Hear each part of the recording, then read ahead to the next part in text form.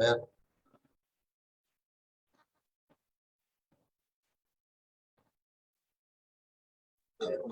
Adelante, doctor. Sí, En la, ajá, en la parte de abajo dice compartir pantalla, doctor. a ver.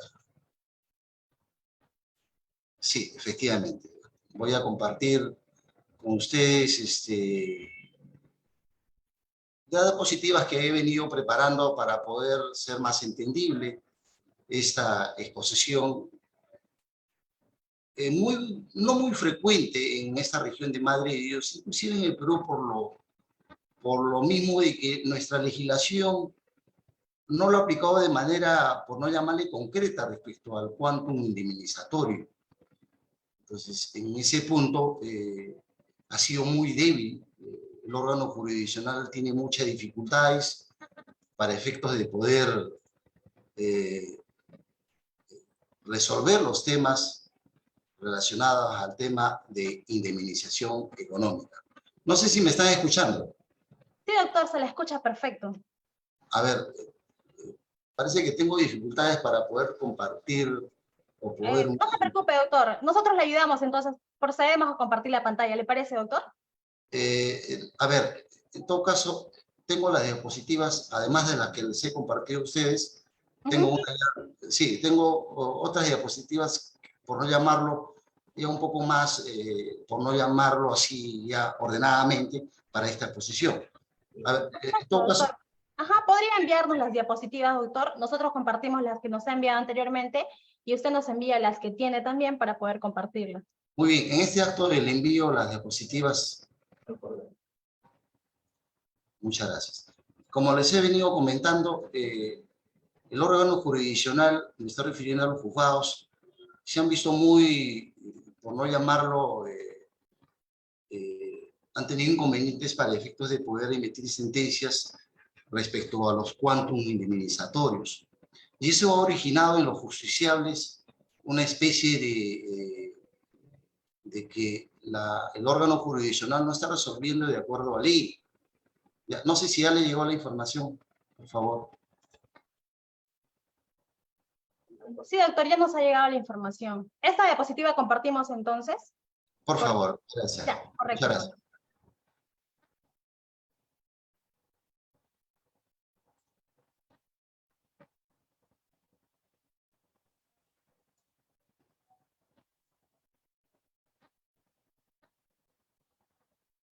¿Sí? ¿Ya lo podemos ver?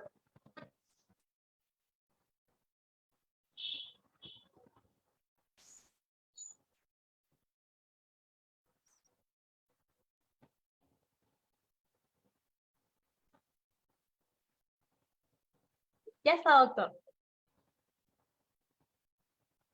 Bueno, entiendo que ya lo están visualizando. Partimos del tema propiamente, que es la indemnización de daños y perjuicios en el nuevo Código Procesal Civil. Como los alumnos de pregrado, inclusive los hoy abogados, sabemos que el Código Procesal Civil es un código en la cual se aplica supletoriamente en casi todas las ramas del derecho. En materia penal, ante algunos vacíos que tuviese el Código Procesal Penal, también se aplica el Código Procesal Civil. Del mismo modo, en los procesos contenciosos administrativos, se aplica supletoriamente el Código Procesal Civil. En el nuevo Código Procesal Penal, que es la 29497, del mismo modo también se aplica el Código Procesal Civil. Tal punto que este Código Procesal Civil ha soportado todos esos vacíos que tienen estos marcos o normas especiales, por no llamarlos. Lo he dividido en la indemnización relacionada con otras ramas del derecho. En materia procesal penal, como ustedes saben, este proceso penal hay un agraviado. Ese agraviado, para efectos de ejercer su derecho a la defensa, va en su determinada etapa procesal, en materia penal, se va a constituir como actor civil. El artículo 106 de este Código Procesal Penal establece de que el agraviado puede constituirse en actor civil hasta antes de la conclusión de la investigación preparatoria. Sin embargo, si después de la constitución como actor civil y emitida la acusación, y durante todo el proceso de la etapa intermedia, inclusive la etapa de juzgamiento, el actor civil ya constituido como tal en el proceso va a ejercer su derecho a la defensa. Es decir, si este agraviado se ha constituido un actor civil, ya no podría recurrir en la vía civil una indemnización económica, porque ya en la vía penal, ya, pues llámese unipersonal o colegiado, en la vía penal le va a indemnizar económicamente bajo el término de la reparación civil. Sin embargo, este artículo 110 del Código Procesal Penal establece, en el caso de que el agraviado no se ha constituido un actor civil, o no ha, si bien se ha constituido, pero se ha desistido hasta antes de la acusación fiscal, entonces sí tiene la posibilidad para que en la vía civil pueda reclamar una indemnización económica. ¿Cuál es?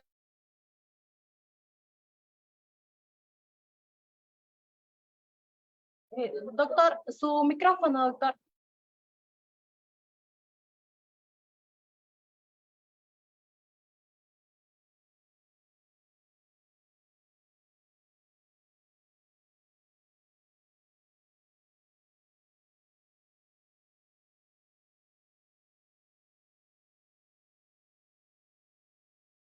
Doctor Oscar, su micrófono se ha apagado. Enciéndalo, por favor.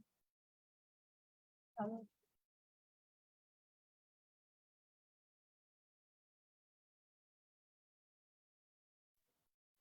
Ya, muchas gracias. Ahora sí creo que ya se ha reactivado. ¿Sí? Doctor. Muchas gracias.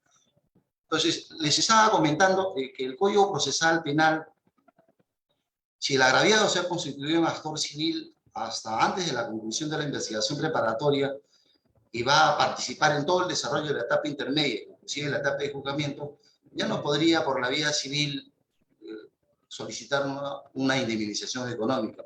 Estaríamos vulnerando este principio que se llama el non bis in idem, que no puede dos veces tener una indemnización o una reparación económica por el agravio. Sin embargo, este artículo 106 del Código Procesal Penal nos da esa posibilidad para que el actor civil pueda desistir antes de la acusación. Si se desiste hasta antes de la acusación, que es antes ya para ingresar a la etapa intermedia, puede recurrir, repito, también para la vía civil para efectos de reclamar una indemnización económica. ¿Cuál es la diferencia de la indemnización económica en la vía penal como en la vía civil? En la vía penal, muchas veces los jueces o los magistrados no valoran la indemnización económica en función a un quantum, llámese ese quantum por daño emergente, lucro cesante, daño moral, daño a la persona y el proyecto de vida, sino lo valoran de manera cuantitativa al monto específico. Contrariamente, en el ámbito civil sí se va a valorar de manera cuantitativa para cada uno de los daños que se pudiera producir, es decir, por daño emergente, lucro cesante, daño moral, daño a la persona o proyecto de vida. Esa es la diferencia de poder, por no llamarse, recomendar muchos agraviados que no se constituyen en actor civil, porque la vía penal como actor civil, porque en la vía civil, vía indemnización, un alto grado de probabilidad de que se pueda pedir una mejor indemnización, dependiendo de la afección que pueda haber habido. Sin embargo, también las ejecutorias supremas que hemos podido rescatar es esta casación, la 1301 del año 2018, que viene de Tacna, en donde en algunos extremos los jueces en el juicio oral absuelven al procesado por insuficiencia de pruebas, por otras razones. Sin embargo, el hecho de que lo absuelvan no significa que se va a deslindar de la reparación civil, si está constituido un actor civil. Entonces, si está constituido un actor civil, este artículo 106, dentro del proceso penal, no podría recurrir por la vía civil para pedir una indemnización económica. Muchas gracias. La otra diapositiva, por favor.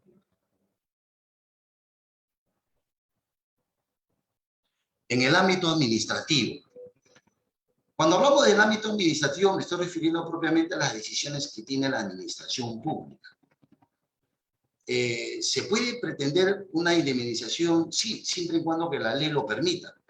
En este caso, por ejemplo, esta norma especial que es la Ley de los Procesos Contenciosos Administrativos, la 27584, establece esta posibilidad para poder pretender una indemnización económica en favor del administrado afectado por una resolución administrativa.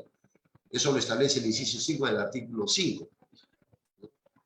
Pero esa pretensión indemnizatoria, llámese por daño personal y daño moral, que ha causado por una indebida aplicación de este acto procesal administrativo, se tiene que plantear bajo una pretensión acumulativa, objetiva, originaria, accesoria de pretensiones. Es decir, si es fundada la principal, me estoy refiriendo a este proceso contencioso administrativo, que es el que va a determinar si ese acto resolutivo emitido por la administración hay vicios de nulidad. Si se encuentra nulo, si es fundada la principal, la accesoria, que es la indemnización económica, también va a ser declarado fundada. Del mismo modo, en otra norma especial, que es la Ley de Procedimientos de Ejecución Coactiva, en su artículo 23.5, establece también al afectado por una ilegalidad manifiesta la posibilidad de incorporar como pretensión por acumulación objetivo originaria accesoria de pretensiones un daño económico. Esas son las normas especiales en materia administrativa. La otra diapositiva, por favor.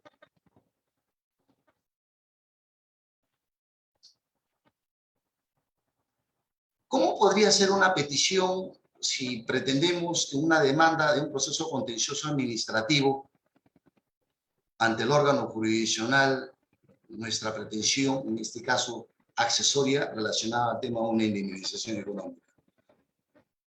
Si bien el objetivo de este proceso contencioso administrativo es que el órgano jurisdiccional haga un análisis de fondo sobre esta resolución administrativa que me afecte, que me está afectando al administrado, está solicitando que se declare nula esta resolución administrativa, y esta resolución administrativa que me afecta por acumulación objetivo originaria accesoria de pretensiones, pido también al órgano jurisdiccional como petición esta indemnización económica por daños y perjuicios. Yo puedo estimar un monto cuantitativo, en el presente caso, según esta práctica, lo he puesto por la suma de 50.000 nuevos soles. Esto en aplicación a este inciso 5 del artículo 5 de la 27584, que es la ley que regula el proceso contencioso administrativo. En estas normas especiales se puede incorporar la indemnización aplicada supletoriamente al Código Procesal Civil. La otra diapositiva, por favor. En el ámbito laboral, como es de su conocimiento, ya en la región de Madre de Dios, en casi gran parte del territorio nacional, ya es aplicable este nuevo Código Procesal Penal, que es la Ley 29.497. Y por cierto, han tenido bastantes dificultades, más que todos los trabajadores de la actividad privada, las que están reguladas bajo este decreto legislativo, la 728. Y se han visto, o nosotros los abogados nos hemos visto, ni cómo poder cuantificar respecto al cuántum indemnizatorio. Para ello, los defectos o vacíos que tiene propiamente el Decreto Supremo 00397 Trabajo, que es el que regula a los trabajadores de la actividad privada, y la propia norma del nuevo Código Procesal, que es la 29.497, no establece cómo poder aplicar el tema o cómo regular el cuántum indemnizatorio. Para eso la Corte Suprema ha emitido plenos jurisdiccionales supremos, que por cierto tienen efecto vinculante y deben ser tomados en cuenta por los magistrados. Este primer pleno jurisdiccional supremo en materia laboral de Lima, del año 2012, este es uno de los primeros plenos. En este primer pleno se determinó cómo podría determinarse el cuántum indemnizatorio, cómo podría aplicarse. De manera subjetiva, la Corte Suprema, en el acuerdo plenario, por unanimidad, indican que debe de hacerse en función a lo que establece el artículo 1332 del Código Civil. En este artículo indica si el daño se pudiera probar a través de un monto preciso, se hace. De no hacerlo, deberá fijarlo el juez con una valoración equitativa. O sea, como que le da cierta potestad al órgano jurisdiccional al juez poder valorar el quantum indemnizatorio con una valorización equitativa. Ahí está el problema de un trabajador.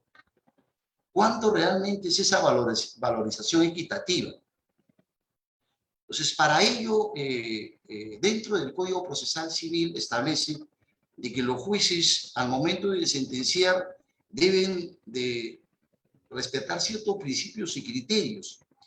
Un principio es que al momento de sentenciar, los jueces deben valorar los elementos de prueba dentro de la sana crítica, la máxima de la experiencia, y hay un criterio de discrecionalidad que tienen los magistrados para resolver en estos extremos cuando no se tiene determinado o cuando la decisión está en él, ver cuánto realmente de indemnización le corresponde al demandante o al solicitante en un proceso. Entonces, como que no se tiene determinado propiamente cuánto realmente le corresponde muy específicamente para el daño emergente. Sí está aprobado, porque no olviden que el daño emergente es lo que yo he gastado, cuánto he gastado producto de ese daño emergente. El lucro cesante es lo que yo he dejado de percibir por el daño que me han hecho, el tiempo en que he sufrido las consecuencias del daño. Yo puedo producir un daño fruto de una lesión, producto de golpes. Entonces, ¿cuántos días he dejado de trabajar? Y se determina el lucro cesante. Lo que sí no se puede determinar, y los jueces no han visto por conveniente y han aplicado ese criterio de discrecionalidad, es sobrevalorar, cómo poder valorar el monto propiamente del daño moral, el daño a la persona y el proyecto de vida. Entonces, eso no hay ejecutorias supremas, pero que son de criterios distintos. Del mismo modo, ha salido este quinto pleno jurisdiccional supremo en materia laboral, que habla en los casos de que los trabajadores de la actividad privada, si se haya demostrado que su despido habría sido incausado, aquel que lo despiden sin una causa que justifique, o habría sido despedido de manera fraudulenta, es que el empleador ha inventado un hecho para despedirlo, y si se demuestra que había sido despedido bajo cualquiera de estas dos modalidades, este quinto pleno jurisdiccional supremo laboral del año 2016 ha indicado de que se le debe de indemnizar económicamente respecto al daño emergente, cuánto lo que él ha gastado por el daño producido por el despido incausado. Cuando estamos hablando de daño emergente se refiere cuánto he gastado yo por demostrar ante un juez que mi despido habría sido incausado o fraudulento. Se está refiriendo a lo que él ha pagado al abogado, las tasas judiciales que él ha presentado. No olvidemos que en materia laboral no se pagan tasas judiciales. Están exentos los trabajadores o despedidos de poder pagar tasas judiciales. Sin embargo, no están exentos de poder pagar los honorarios del abogado. Entonces, el daño emergente está relacionado con los pagos que ha hecho el trabajador al abogado. El lucro cesante es el tiempo en que ha dejado de trabajar, que es el tiempo que duró el despido hasta su incorporación, se le tiene que pagar, ¿no?, lo que ha dejado de percibir. Y el daño moral es propiamente el sufrimiento que el trabajador ha tenido, el tiempo que ha sido despedido de manera incausada o fraudulentamente. Ese daño moral no está en ninguna norma cuantificado. ¿Cómo es que debe de ser? ¿Cómo se debe de cuantificar? No hay un criterio que pueda tener el juzgado, decir tanto lo que corresponde por daño moral. La otra diapositiva, por favor.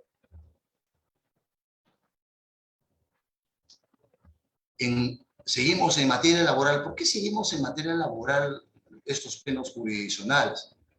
Porque precisamente en materia laboral es en donde más se ha reclamado los temas de indemnización.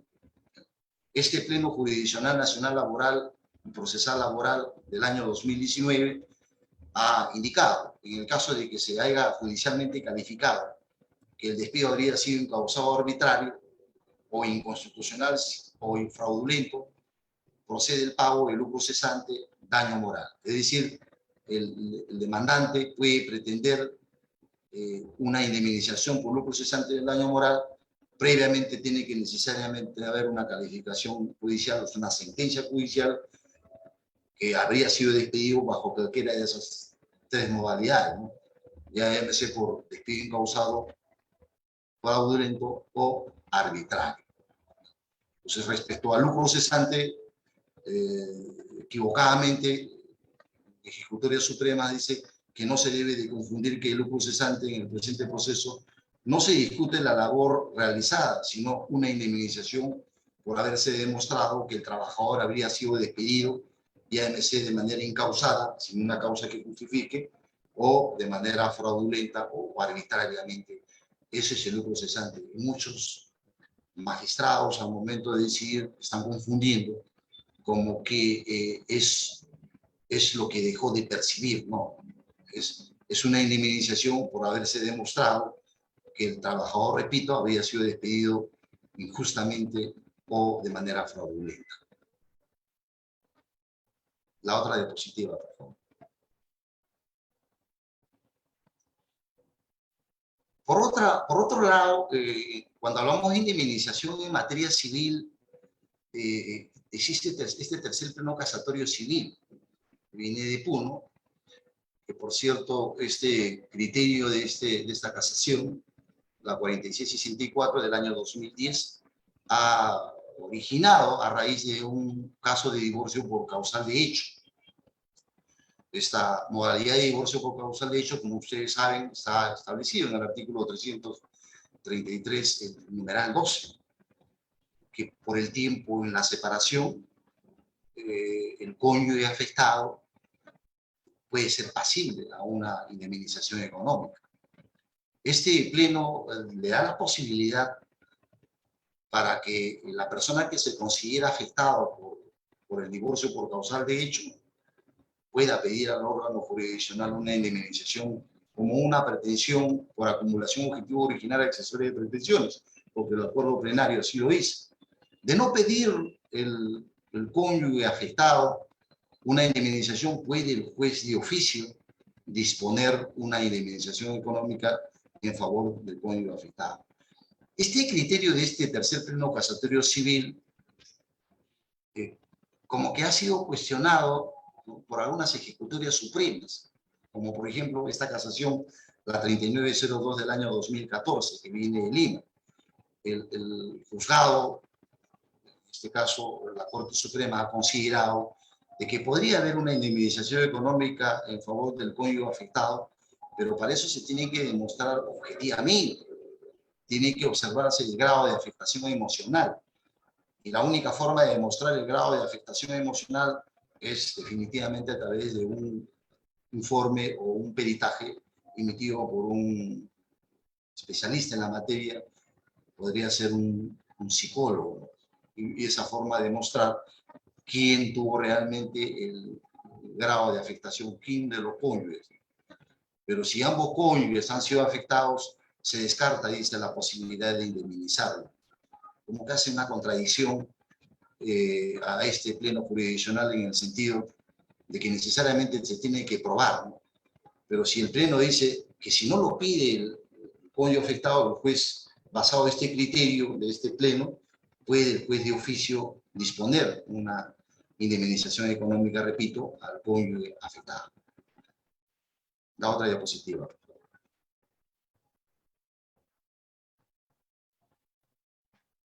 Ahora ya me voy al aspecto netamente práctico. En el Código Civil establece esta responsabilidad extracontractual, la que establece en el artículo 1969 y 1970 del Código Civil. En el artículo 1969 habla sobre el tipo de responsabilidad extracontractual subjetiva. Cuando hablamos de una responsabilidad extracontractual, se está refiriendo propiamente a que no hubo un acto contractual en donde, fruto de un acto consensual, una de las partes hubiese sido afectada. En este caso de indemnización de responsabilidad extracontractual, no ha habido contrato, no ha habido ningún acto contractual de ningún tipo.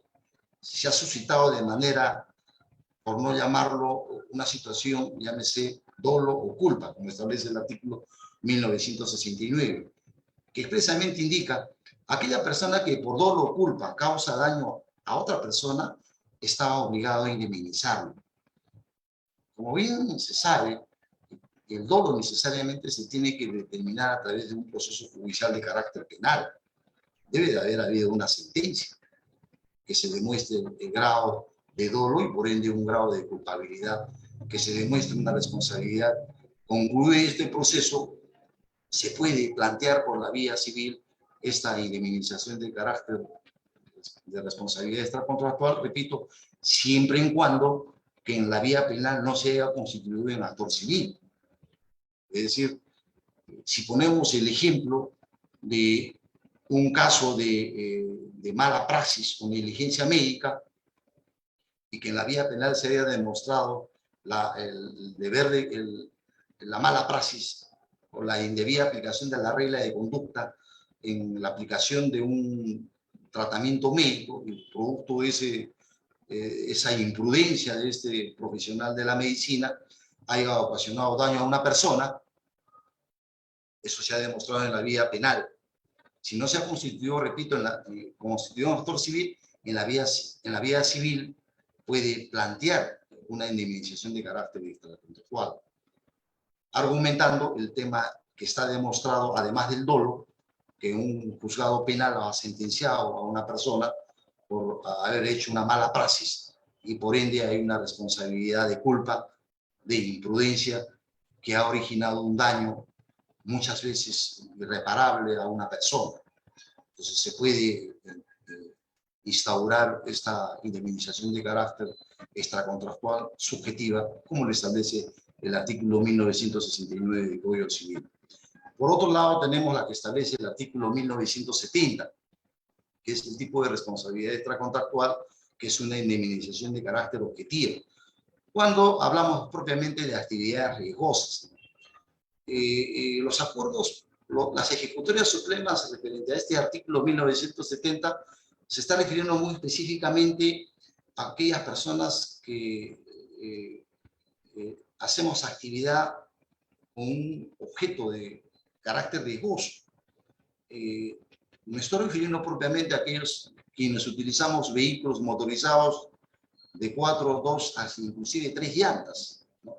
De 2, motocicleta, trimóvil y vehículos. Ellos son objetos de actividad riesgosa. Si conduciendo ese vehículo hacemos daño a una persona y se demuestra a través de un proceso penal que hubo una falta de deber de cuidado por parte del conductor en conducir el vehículo y se demostró un grado de responsabilidad y culpabilidad, y no me he constituido como actor civil en el proceso penal, puedo por la vía civil plantear este tipo de indemnización de responsabilidad extracontractual aplicando el artículo 1970 y pedir de repente una indemnización un poco más onerosa. Porque no olvidemos que en la vía penal el juez penal no va a cuantificar el quantum respecto a estos 5 criterios que es, repito, el daño emergente, el lucro cesante, el daño moral, el daño a la persona y el proyecto de vida. De manera sucinta va a tocar solamente el tema de reparación civil. La otra diapositiva, por favor.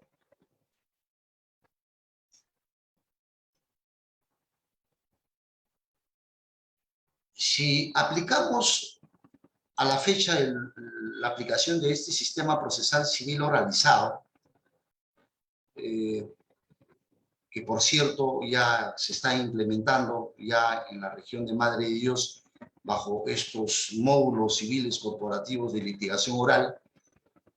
Entonces los abogados estamos como que más obligados a poder interpretar cómo es que podemos instar al órgano jurisdiccional bajo este tipo de indemnización de responsabilidad extracontractual. Para ello, esta casación, la 2585 del año 2017, que viene de la libertad, nos ha dado algunas pinceladas respecto a cómo poder oralizar mi alegato de apertura dentro de una audiencia preliminar para efectos de que mi demanda de indemnización de responsabilidad extracontractual sea declarada fundada. Entonces, esta casación ha indicado que existen presupuestos para determinar que realmente es pasible a que se le indemnice a través de esta indemnización, reitero, de responsabilidad extracontractual. Me oriente que debe de existir una causal de hecho, debe haber previamente un hecho, y producto de este hecho debe haber un daño. Entre el hecho y el daño debe de haber un soporte que se le llama el nexo causal. Es decir, nosotros los abogados, al momento de dar nuestro alegato de apertura, tenemos que indicar que en este proceso, el proceso civil, se va a demostrar que hubo por parte de la parte demandada una situación de imprudencia, negligencia o impericia que pueda sustentar este nexo causal y determinar que está obligado a indemnizar. Como abogado de la parte demandante tendría que reforzar este nexo causal.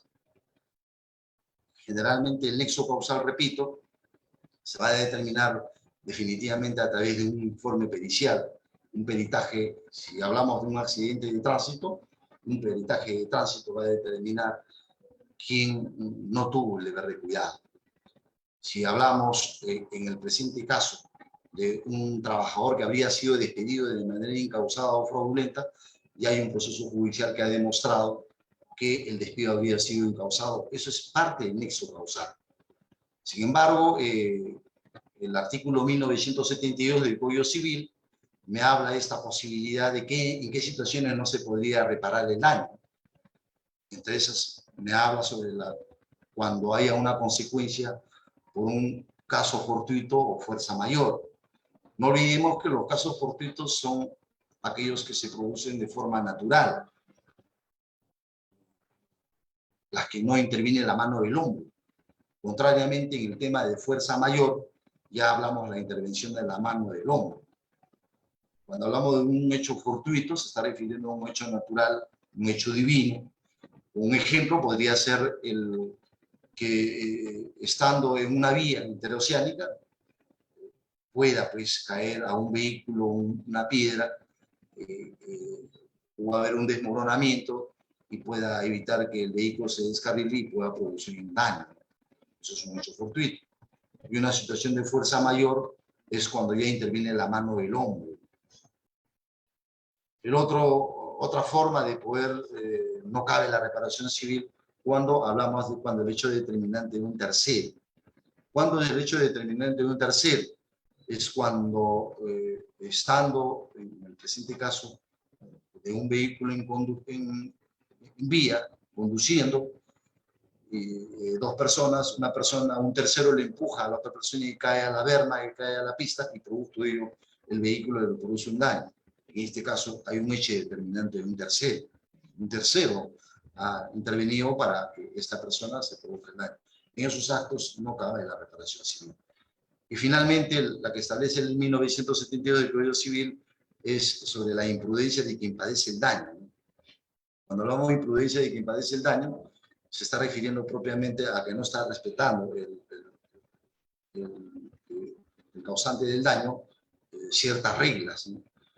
Como por ejemplo, los casos en donde hay una vía peatonal cerca, pero sin embargo no cruzo por la vía peatonal, sino me voy por la pista, y fruto de ello me producen un daño. Ahí habría un acto de eximencia de responsabilidad para reparar.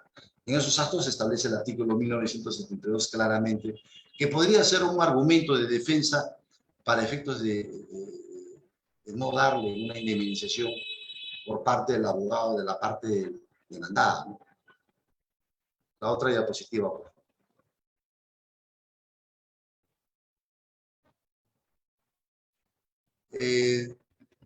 Cuando hablamos de responsabilidad extracontractual, todo nace a raíz de este primer pleno casatorio civil que viene en el caso de Cajamarca, Yanacocha, muy específicamente lo conocemos así los abogados.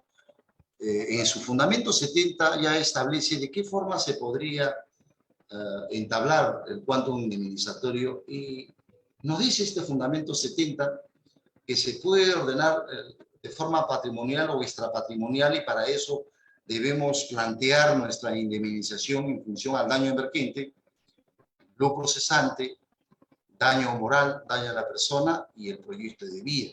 Entonces, Este primer pleno casatorio civil que viene de Cajamarca, caso Yanacocha, ya ha determinado en qué puntos, cuando planteamos nuestra demanda, debemos de cuantificar un monto, fundamentar el hecho respecto a ese daño, llámese daño emergente, y su fundamentación jurídica de manera independiente.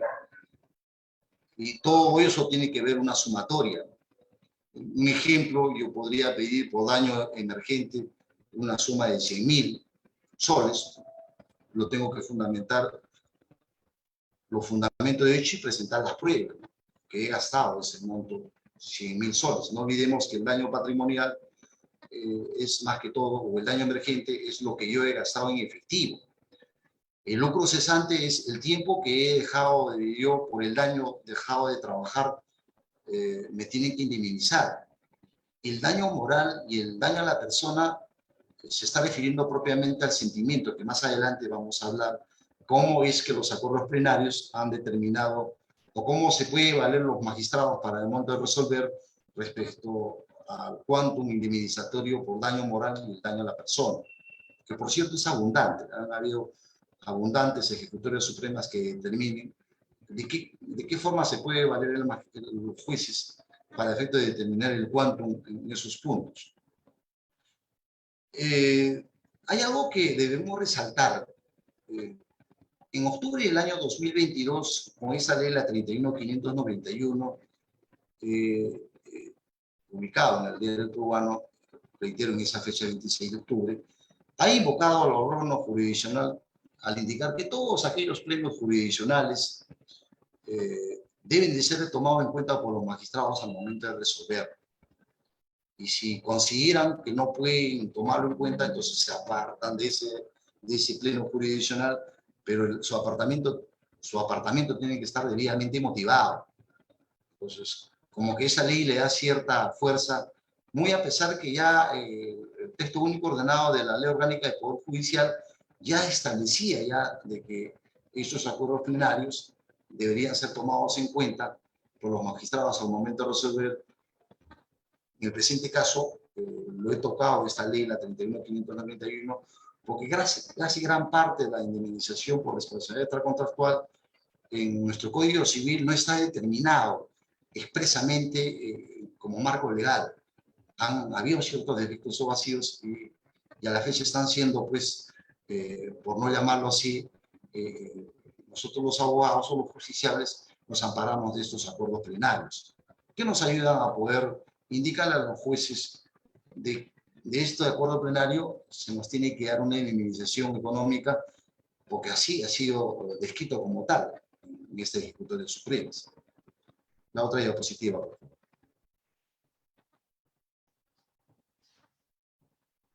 Ahora vamos por no llamarle, a darle una definición concreta respecto al quantum indemnizatorio. Quiero partir, el quantum indemnizatorio ha sido a raíz de este primer acuerdo plenario de carácter civil, caso Yanacocha, en donde dice que para que tú pidas una indemnización económica de carácter extracontractual, la que establece propiamente el Código Civil en su artículo 1969 y 1970, yo en mi petición, debo de indicar cuánto realmente necesito por daño emergente. Entonces, cuando hablamos de daño emergente, se está refiriendo a esa pérdida patrimonial efectiva sufrida, lo que gastó en efectivo. Y esto lo han parado así, este acuerdo plenario casatorio civil del año 2007, su fundamento 70. Todo lo que ha gastado la persona afectada, lo que ha gastado en efectivo, tiene que estar documentadamente, se tiene que presentar como elemento de prueba y se tiene que determinar cuánto es lo que realmente ha gastado. En el caso del tema laboral, tendría que probarse lo que ha pagado el abogado.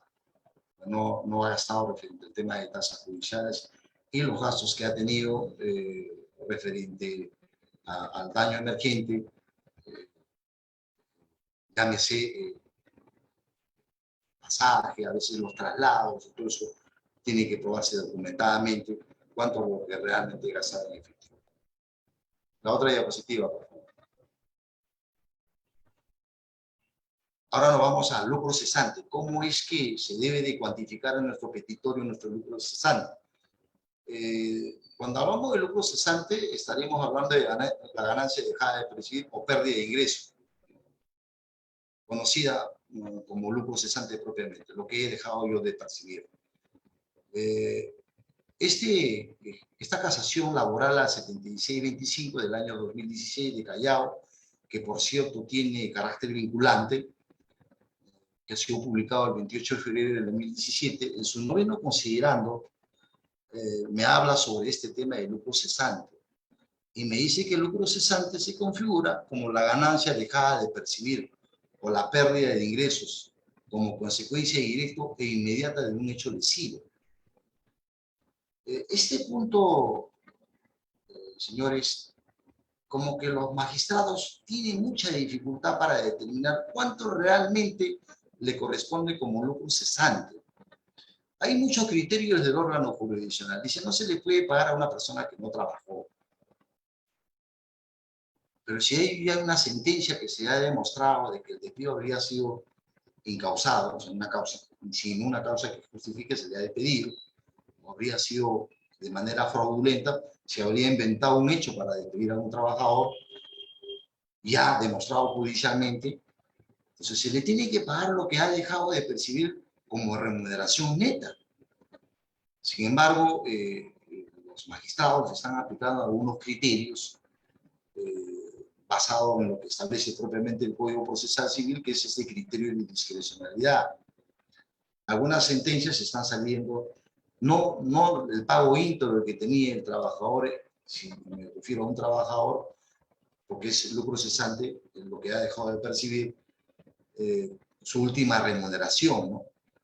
Sino que están tomando ciertos criterios, como por ejemplo, que se tome en cuenta en función a los 3/4. Pero ese tema de los 3/4 no hay una base legal. Algunos están tomando ese criterio de que se le debe pagar en función a una remuneración mínima vital. Que por cierto sí hay una base legal, pero la propia casación, con efecto vinculante, habla de lo que dejó de percibir propiamente. Entonces, se está refiriendo propiamente su último sueldo neto antes de ser restituido o antes de ser despedido, si hablamos de un trabajador.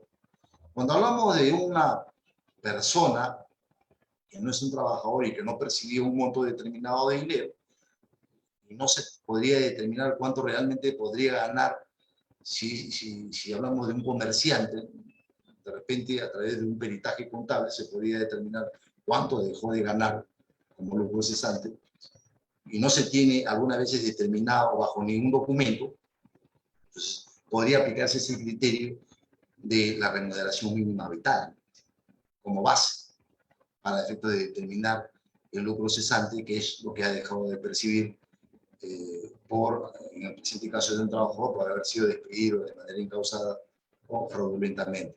En el caso de una persona que habría producido un daño por su incapacidad médico-legal, los días que dejó de trabajar producto de la lesión, tendría que demostrarse objetivamente cuánto realmente dejó de percibir. Vamos a la otra diapositiva, por favor. El punto más álgido que tienen, nosotros los abogados podemos plantear montos que según criterio nuestro y el criterio de nuestros patrocinados, la parte demandante, puede indicar tanto por daño moral y tanto por daño a la persona.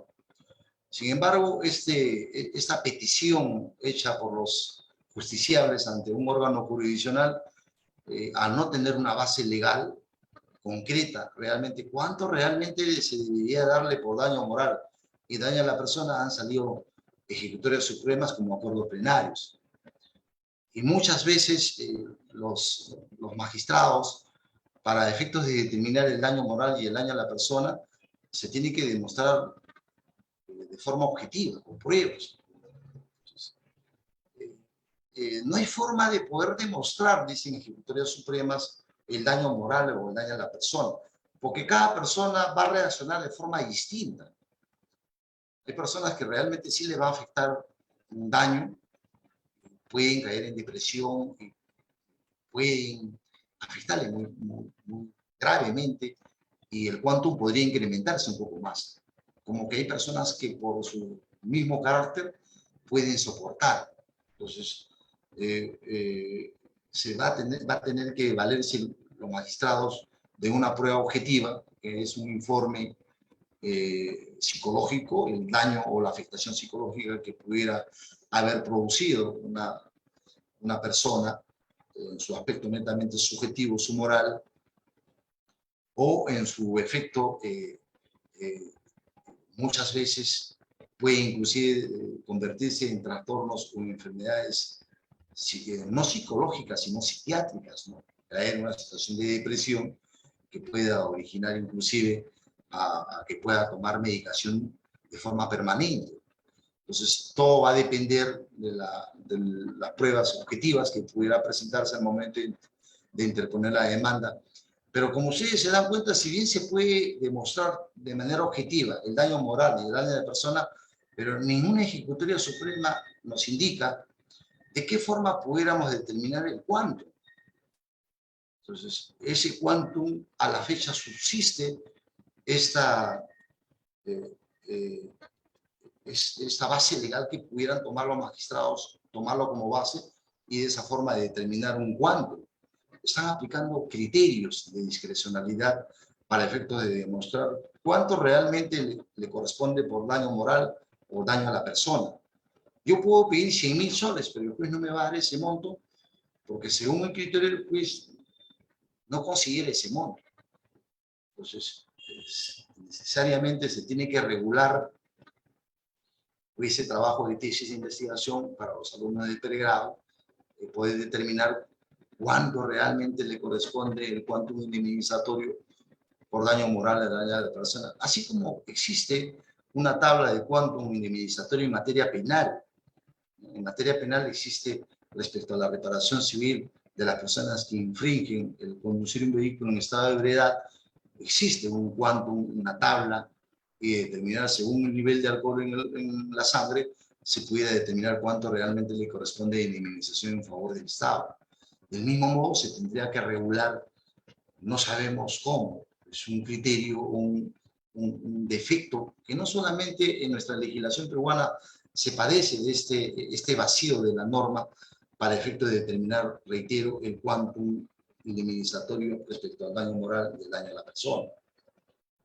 Sin embargo, quiero incidir en el tema de que se puede probar de manera objetiva a través de informes psicológicos o informes de médicos psiquiatras que determinen la afectación a los sentimientos de la víctima. De esa forma se puede cuantificar a través de boletas de medicación cuánto gasta en medicación para poder aliviar el sufrimiento del daño moral, del daño a la persona. En esos extremos se podía tomar en cuenta, ¿no?, cuantitativa en un monto, pero no olvide de que no solamente la medicación es el que va a determinar que una persona puede aliviar el daño que se le había producido, sino es la parte interna, la parte espiritual, psicológica del ser humano. La otra diapositiva, por favor. Seguimos con el daño moral y el daño a la persona. También ha habido esta ejecutoria suprema, la 1594-2014, en donde habla de que no todas las personas, de acuerdo a su resistencia o su fortaleza, puedan sufrir ciertas alteraciones emocionales en su moral o en su persona. Cada persona va a actuar de forma distinta. Persisten las ejecutorias supremas en indicar la afectación que pudiera haber en una persona. Algunas veces no se puede ni siquiera probar. Entonces, pero sin embargo, subsiste también ese vacío, repito, respecto al quantum. Persiste.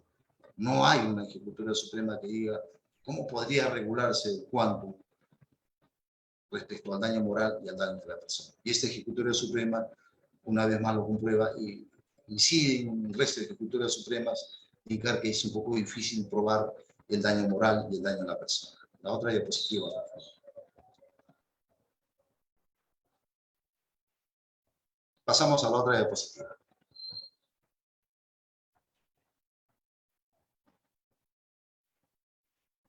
¿Sí? No sé si me escuchan, pasamos a la otra diapositiva.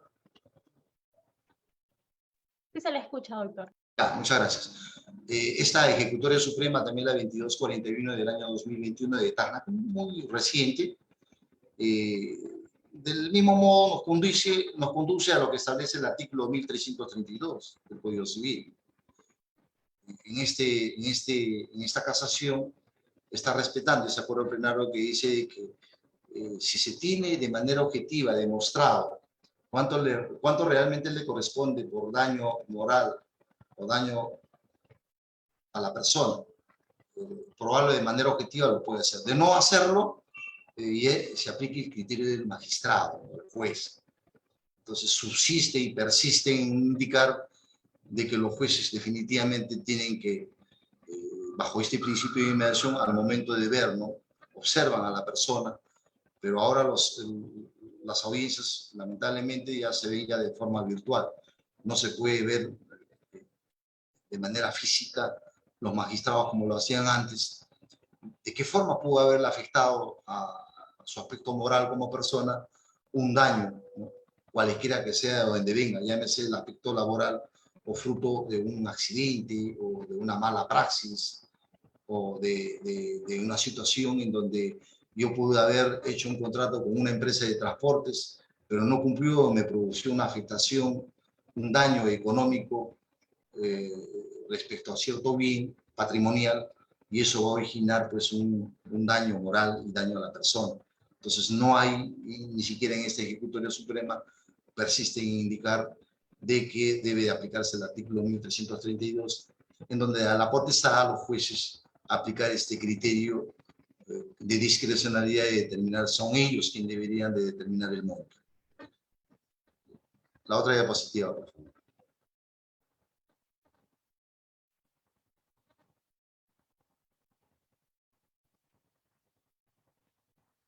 Esta es la última de las diapositivas del año 2021, que viene de Moquegua, que por cierto me indica respecto a la prueba objetiva del daño moral, dice, en este último puede ser acreditado mediante una prueba indirecta o puede determinarse mediante las reglas de la experiencia. Cuando hablamos de la regla de experiencia se está refiriendo propiamente con los magistrados. Tendrían que resolver en función a la máxima de la experiencia a lo que ha resuelto jueces en otros distritos judiciales. ¿Cuánto realmente habrían resuelto respecto al daño moral del daño a la persona?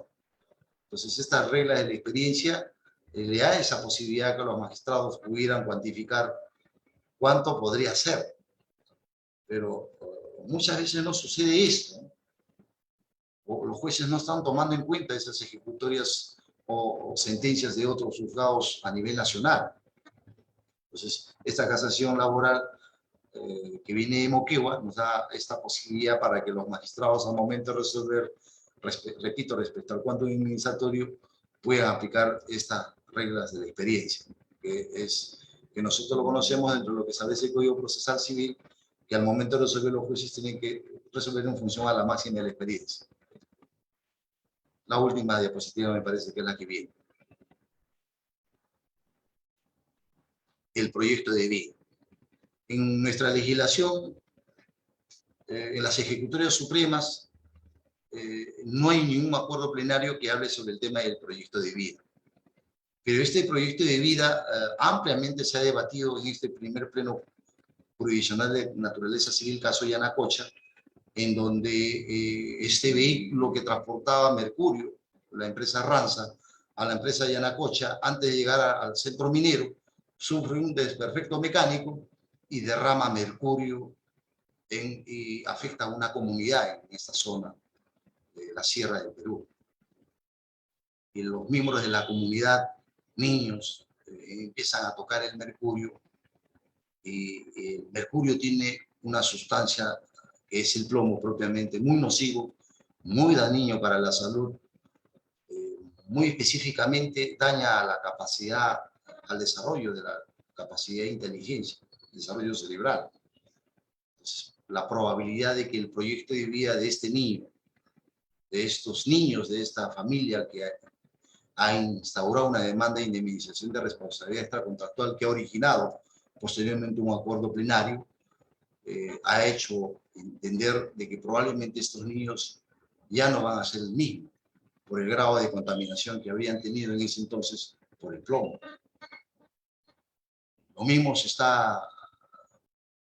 hay conocimiento de que a la fecha en la región de Madre de Dios, una comunidad nativa, vía Corte Interamericana de Derechos Humanos, está planteando en contra del Estado una indemnización económica en contra de sus miembros de la comunidad, porque no han tomado las medidas de precaución para evitar de que se dieran concesiones mineras en zonas aledañas a las comunidades nativas, y eso ha originado de que las aguas se contaminen y los nativos están contaminados con plomo. Es decir, este concepto propio y proyecto de vida en nuestra legislación ni en los acuerdos plenarios no se ha desarrollado. Sin embargo, la Corte Interamericana de Derechos Humanos, caso Loaiza Tamayo versus Perú, ha hecho un análisis respecto al daño del proyecto de vida, al indicar que atiende a esta realización integral de la persona afectada, considerando su vocación, sus aptitudes,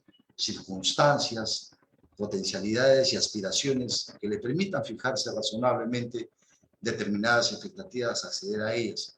Cuando hablamos de ciertas aspiraciones, se está refiriendo a una persona que está por no llamarlo, en proceso de evolución.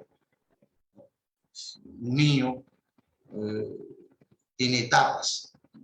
Probablemente un niño está ya terminando la primaria, ya el adolescente ya está terminando la secundaria, el joven ya es un profesional.